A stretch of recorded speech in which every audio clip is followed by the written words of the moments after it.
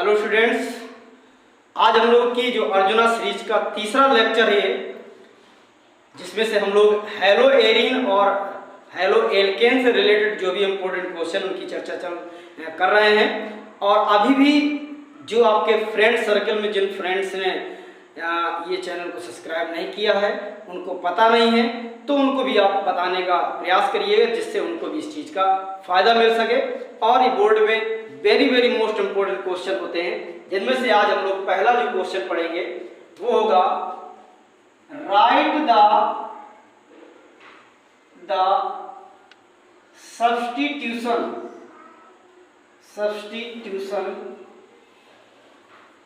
Reaction of hello alkene and hello arene. Means आपसे या तो हैलो एल्केन की कहेगा या तो हैलो एरीन के कहेगा। हमने दोनों ही क्वेश्चन को मर्ज कर दिया है, तो दोनों क्वेश्चन का यहां पर हम लोग आंसर ले लेंगे। जो आपसे पूछा जाए वही आप करिएगा। तो सबसे पहले इसके आंसर में हम लोग बात करेंगे सब्स्टिट्यूशन रिएक्शन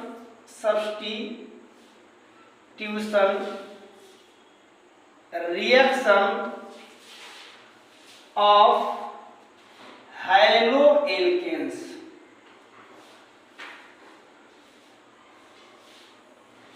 हैलो एल्केन्स की जो सब्स्टिट्यूशन रिएक्शन में प्रतिस्थापन अभिक्रिया है, हिंदी वाले अभी सुन लीजिएगा, ये हैलो एल्केन की प्रतिस्थापन अभिक्रिया है, उनकी हम लोग चर्चा करेंगे कि कैसे आपका हैलो एल्केन की प्रतिस्थापन अभिक्रिया कहेगा। कोई भी दो रासायनिक समीकरण लिखिए, कोई भी दो केमिकल रिएक्शन लिखिए।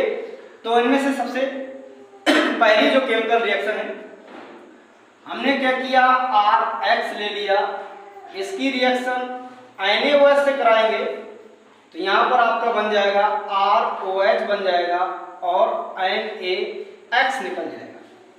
ये आपका जो न्यूक्लियोफाइल है, ये इस X को रिमूव कर दे रहा है, सब्स्टिट्यूट कर रहा है, इसलिए इसको सब्स्टिट्यूशन रिएक्शन हम लोग बोलते हैं। कभी कभी इसी कह देगा नाभिक स्नेही प्रतिस्थापन अभिक्रिया कह देगा, तो अभी आपको यही लिखना है। For example C2H5Br plus NaOH। ये ध्यान देना कि इसको हम लोग एक्वस लेते हैं, AQ ले लेंगे, तो ये आपका बन जाएगा C2H5OH हो जाएगा और Na यहाँ पर Br। पहली की सेकेंड आपकी हो जाएगी इस RX की रिएक्शन हम लोग KCN से करा दें, तो ये हो जाएगा RCN बनाएगा और KX निकल जाएगा। यहीं पर यदि RX की रिएक्शन हम लोग AgCN से कराया होता तो ये RNC बनाया करता है और आपका AgX निकलेगा। ये क्वेश्चन आपका थोड़ा सा ध्यान दीजिएगा कि इस क्वेश्चन के लिए भी रिएक्शन आपकी सुइटेबल है, लेकिन कभी कभार इसको बदल देगा क्वेश्चन को। इस रिएक्शन के लिए बदल सकता है, कहेगा कि नाभिक रागी मीन्स उभयदंती आपके जो समूह होते हैं वो क्या होते हैं, नाभिक रागी उभयदंती समूह क्या होते हैं, और इनकी कोई रिएक्शन लिखने के लिए आपसे कह देगा, तो आपको यही लिखना, नाभिक रागी उभयदंती क्यों कहते हैं, क्योंकि ये देखिए यहाँ पर भी CN है, यहाँ पर भी CN है, दोनों को आपको ये डायरेक्ट जोड़ना चाहिए CN को, लेकिन ये CN से आपका जोड़ा गया, लेकिन ये जस्ट इसको अपोजिट हो गया, NC जोड़ा गया, इसलिए इस चीज को थोड़ा ध्यान दीजिएगा। इसके बाद दूसरा है आपका जो जैसे हमने हैलो एल्केन के पढ़े हुए हैं, ऐसे हम लोग हैलो एरीन की जब चर्चा करते हैं, तो हैलो एरीन में आपको क्या करना है, ये आपने ले लिया जाकर के Cl ले लिया, इसकी रिएक्शन आप जब कराते हो किससे करा दीजिए, मान लीजिए इसमें NaOH से ही करा दें।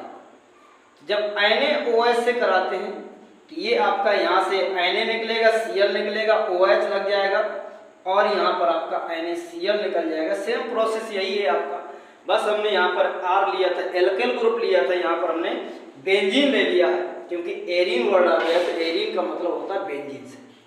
इस प्रोसेस को हम लोग बोलते हैं डाउ प्रोसेस। क्या बोलते हैं? डाउ प्रोसेस कहते हैं। ठीक है। इसके बाद यदि और लेना चाहें तो आप यहाँ पर Cl ही लेकर के NH3 की रिएक्शन करा दोगे in the presence of Cu2O, तो ये आपका क्या होगा, यहाँ पर NH2 लग जाएगा और HCl आपका रिमूव हो जाता है। एनिलीन बनाने का भी ये आपका मेथड होता है।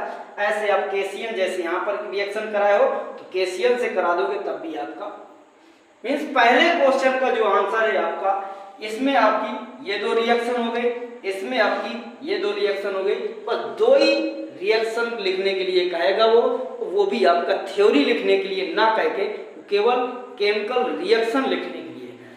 तो पहला क्वेश्चन आपका ये हो गया। सेकेंड क्वेश्चन है आपका, कहेगा कि आपका सेकेंड क्वेश्चन है ISN1 एंड ISN2 रिएक्शन के बारे में कहेगा। Right the difference between SN1 and SN2 reaction कहेगा, या फिर कहेगा what is SN1 and SN2 reaction कहेगा। तो सबसे पहले हम लोग आंसर में बात करेंगे SN1 की। SN1 का फुल फॉर्म जो होता है ये होता है आपका यूनिमोलिकुलर न्यूक्लियोफिलिक सब्स्टिट्यूशन रिएक्शन, ये होता है यूनिमोलिकुलर न्यूक्लियोफिलिक सब्स्टिट्यूशन रिएक्शन, इसका SN1 का नाम होता है। अब इसका मतलब क्या होता है, क्यों ऐसे इसको कहा गया, तो इसमें मान लीजिए कि अगर इसमें हम लोग देखें तो जो रेट होता है वो डिपेंड होता है केवल रिएक्टेंट पर डिपेंड होगा। अगर मान लो कोई हमने रिएक्शन ली होती RH प्लस OH माइनस यहाँ से जाकर अटैक कर रहा होता तो ये ROH बनाया होता, X माइनस निकल गया होता, तो ये आपका रिएक्टेंट है, भी सबस्ट्रेट बोला करते थे हम लोग, और ये आपका है न्यूक्लियोफाइल। तो न्यूक्लियोफाइल पर रेट ऑफ इसका जो रेट ऑफ रिएक्शन है डिपेंड नहीं करेगी, means R directly R equal to K और ये हो जाता RX। तो जब इसकी ऑर्डर ऑफ रिएक्शन 1 होती है, ऑर्डर ऑफ रिएक्शन इसकी कितनी होती है, 1 होती है, इसलिए इसको यूनिमोलिकुलर न्यूक्लियोफिलिक सब्स्टिट्यूशन रिएक्शन कहते हैं। ये आपकी 2 स्टेप में होती है।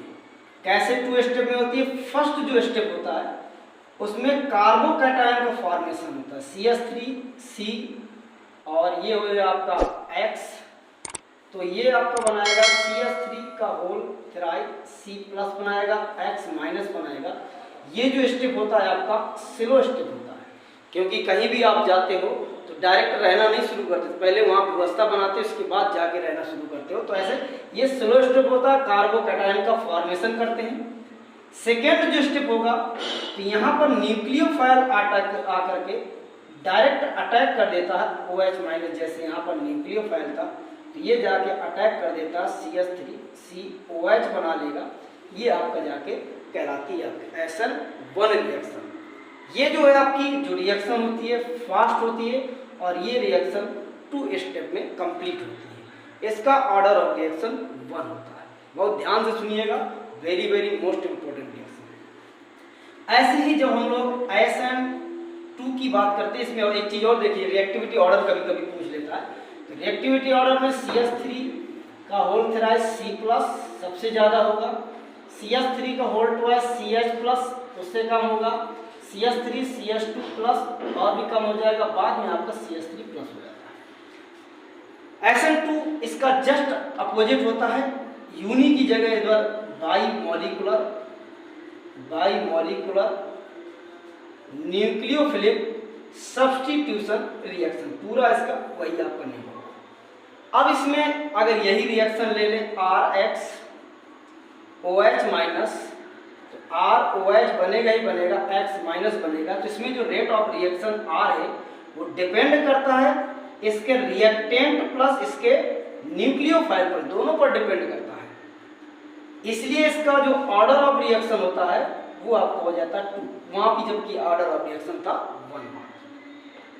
अब ये जो रिएक्शन है मात्र एक ही स्टेप में कंप्लीट हो जाती है। कैसे एक ही स्टेप में कंप्लीट होती है?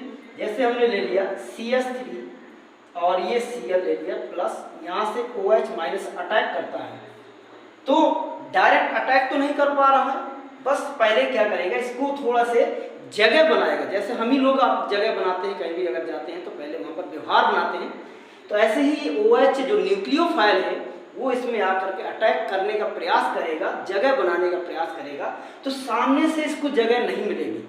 तो क्या करेगा, स्टीरिक हिंड्रेंस की वजह से ये बैक बॉन्ड आपका बनाएगा, और जब बैक बॉन्डिंग करता है तो ये आपका सिरो स्टेप होता है। तो ये आपका इस टाइप से ये H हो जाते हैं, ये H हो जाएगा, ये H हो जाएगा, ये Cl हो जाएगा, और यहाँ पर ये आपका OH हो जाएगा। ये आपका बैक बॉन्डिंग करता है, डट डट डस करके हम लोग बना ले रहे हैं।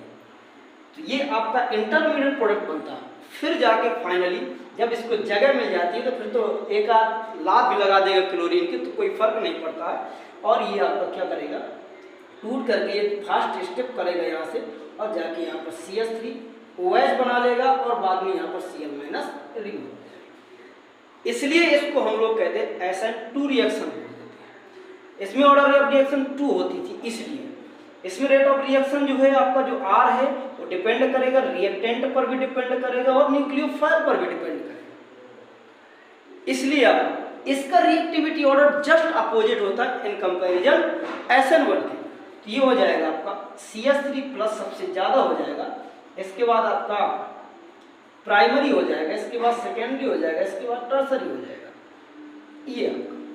तो इस टाइप से ये दोनों question very most important question है बेटा, ध्यान दीजिएगा और इनको प्रॉपर तरीके से लिखते जरूर जाइएगा। और जब आपका बोर्ड एग्जाम हो तो आप देखोगे कि हाँ इस अर्जुना सीरीज ने आपको क्या दिया, उसको देखने का मौका भी मिलेगा कि क्या रियलिटी थी, क्या आपका सही था, बेवकूफ़ बनाया गया, क्या किया गया, सब कुछ आपको सामने मिलेगा।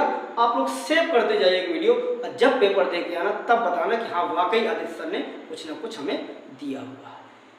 बहुत ज़्यादा पढ़ने की अब नीड नहीं, क्योंकि 3 महीने बचे हुए, और 3 महीने में आपको अपने आप को निखार लाना है।